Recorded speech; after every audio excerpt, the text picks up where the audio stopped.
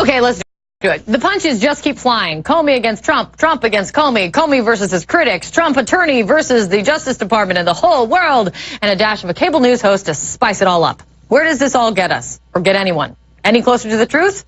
You can already answer that question. You've seen this show. The panel tonight, Joe Borelli is a Republican New York City councilman. Mike Morey is a Democratic strategist and former communications director for Democratic Senator Chuck Schumer. Jim Garrity is a senior political correspondent for the National Review, and Caitlin Huey-Burns, national political reporter with Real Clear Politics. All right, let's do it. You're in the comms business. Your client's name is James Comey. Would you advise him to be doing this is the media blitz of all media blitzes for his book rollout. Would you advise this? No. I'd say this, James Comey has now out of government service, has to make a dollar. He has a good story to tell. I think he obviously, for good reasons, has a bit of an axe to grind. I think that there's not much you've heard about the book that we didn't know already. Maybe for some of the sort of more rated R stuff that we don't want to talk about now. His inner, yeah. Well, I'm sorry, you're talking about the dossier. Yeah. I mean, the thing that actually struck me the most about the book was the notion that when he went back and reflected on his decision with the Clinton investigation, that he talks quite a bit about how the FBI doesn't make decisions based on politics. And then he actually admits publicly that the decision to have the announcements and give the speech related to the Clinton investigation was predicated on the notion that he thought politically she was in fine shape. There are a lot of people talking on the TVs these days trying to have it both ways, and I see that a lot with what he's saying. He answers a lot of questions when posed with criticism with maybe, which I actually do not understand coming from a former FBI director. I think he likes the teaser out there too. Did Donald Trump do something salacious with urine? I don't know. Maybe, and that becomes the headline going into the next day. You know what? We do that enough. We don't need former federal officials who, anyway. Okay, Jim. Yes. Trump is fundraising off of this. The big email comes out today. James Comey, we've got the email, we'll show it to you. James Comey, he's a liar, he's a this and that, and more. Should he be fundraising off of this? Well, one iron rule of politics is whatever happens, they will use it in fundraising emails. Whatever happens, get some money out of it. Yeah, some variation of it. Can you believe this? The only thing that can stop this terrible thing from happening is you sending money right now. $5 by 9 o'clock tonight. Yeah. I mean, look, I'm not surprised by it. I don't know how effective it will be. I do wonder if Comey is stepping into the role of the villain in a way that some people didn't expect. You look at the Washington Post review, Rolling Stone, Frank Bruni in the New York Times. People who clearly prefer James Comey to Donald Trump are reading this book and kind of cringing and kind of saying, look, you're talking about higher standards of leadership and ethics and all that stuff, and then you do the thing about the size of his hands and the orange skin and stuff like that, and it just doesn't, it goes against Comey's brand. He kind of comes across as a little, And in some ways, he's not a newcomer to this. Remember, he's testified so many times in front of Congress. He knows exactly how things are going to play out. He knows he knows what angle the camera is shooting at him, as he mentioned in that ABC interview. So he knows exactly what he's doing. To your point, he answers questions with the full question in the answer to make sure that it's a soundbite. What's interesting, too, is that, I do think the contradictory things are important if he's going to be a witness in the Mueller probe, which is also under consideration, perhaps.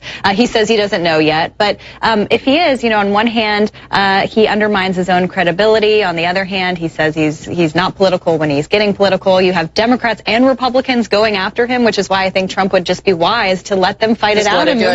But at its most basic, what we're looking at with Stormy Daniels having a live interview today and James Comey and his live interviews and continued interviews, are we just seeing two people battling out with Donald Trump and playing by the rules of the game that he has played by? No, they're flooding TV. They're not letting up, and they are not apologizing. The one thing that links the both of them is the desire to make money, right? This is not Stormy Daniels. All three of them. This is not Donald Stormy Trump, Daniels. Stormy Daniels. But she's actually been on the camera quite a bit recently on some of the websites that you can pay, and she's selling a lot of these memberships. Let's just call them that way. Yeah. She's using her stage name, not her legal name. Every interview she does, every book deal she signs, everything she does publicly is all about selling tickets, selling goods, selling merchandise, whatever. Comey's doing the same thing. Are you suggesting that Donald Trump is the... No. I'm suggesting that a lot of people will believe that Donald Trump had sex with Is the angel coming out in this one? No. But people, I think, are starting to lose a little bit of faith in Stormy Daniels when it seems that she's revealing new facts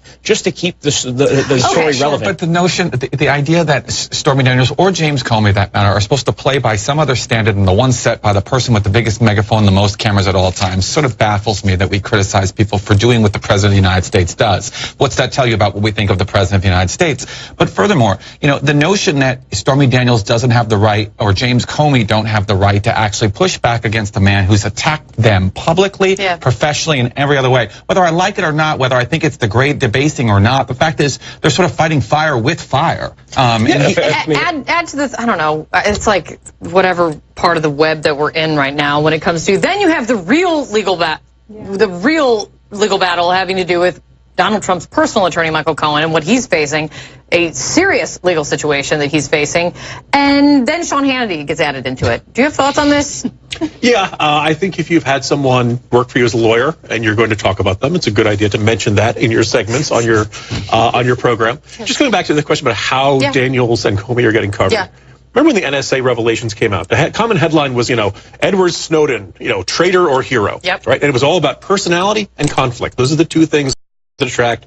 As fine as this network is and National Review is and all these other places are, we love personality and we love conflict. So anytime you can say Trump versus somebody, that is going to get a lot of clicks. That's going to get a lot of attention, and sometimes I think that. But it's not made up. Like that's the thing. It's what the news is. Yeah, but it also boils these topics down to that. Yeah. But honestly, on this Hannity topic, I mean, I don't know. Whoever wants to take this one, there is this very public, let's call it a pipeline from Fox News to the White House. Look no further than John Bolton. He was a contributor, long time appearing. Exactly. From there to the White House. With what we're seeing now with Sean Hannity and this pipeline and this information flow to the White House, does this change? I answered my own question already with my eyes. But does this change? Should it change how Trump supporters feel? No. But why? Should it also set a new standard for how chummy journalists should be with some of their guests and people they have on their show? I seem to remember. Do you think Sean Hannity's a journalist? I think, yeah, I mean, to some degree. He puts news on television, people watch it. I mean, whether you agree with him or not is sort of irrelevant. But a lot of people around this network are friends with Michael Cohen. A lot of people around a lot of networks are friends with him. Maggie Haberman has come out and said she likes him. I mean, the standard which we apply to Sean Hannity should be applied to everyone. And then here's the difference. Here's the difference. I would text with Michael Cohen in order to get information from Michael Cohen, hopefully about Donald Trump, and hopefully to get him to come on my show to talk about it. That doesn't mean I need to disclose that I'm texting with. I'm not suggesting you in particular. I'm just saying a lot of times journalists will become chummy in order to develop sources, and if that's the standard, that's the standard. The thing is, we don't know what Hannity and the Cohen have talked about. That is like a whole different craziness. It's a whole other thing. But the Cohen stuff is really important here because remember, this is out of the president's hands now in terms of it's out of the Mueller probe. It's in the Southern District of New York. They got this warrant and it's there. Which again takes me to my overarching thought is why would Donald Trump want to insert himself into this if he really doesn't think there's any exposure that he has? Because they're on it and they're investigating, and Michael Cohen, let's see what happens. Stand by, we've got more. Coming up, remember the new sanctions against Russia? The UN ambassador said were coming, yesterday? Nikki Haley, call your office. Why is the president upset now? That's next.